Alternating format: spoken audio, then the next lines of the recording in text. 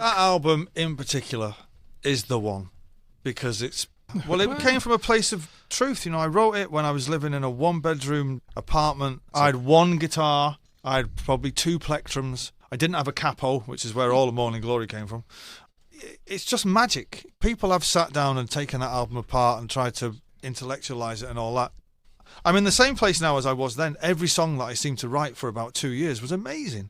I'd go in the studio, I'd go back and I'd write this, you know, noodling around one afternoon, and 20 minutes later I'm like thinking, what this great song called Live Forever, you know, and I think it's really good, you know what I mean? And Supersonic was written in the studio one night, and there was just something happening around me as a songwriter, and then subsequently the timing of it was everything.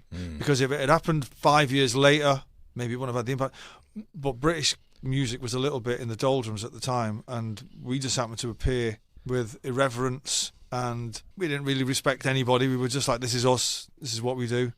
And we had a punk rock attitude and a great work ethic, and we were willing to get in the van punk rock and do attitude and a pop music sensibility. Yeah, totally. Which is, you know, that's it. It's the two biggest albums I can compare definitely maybe to is Nevermind the Bollocks and Nevermind, because they're the same.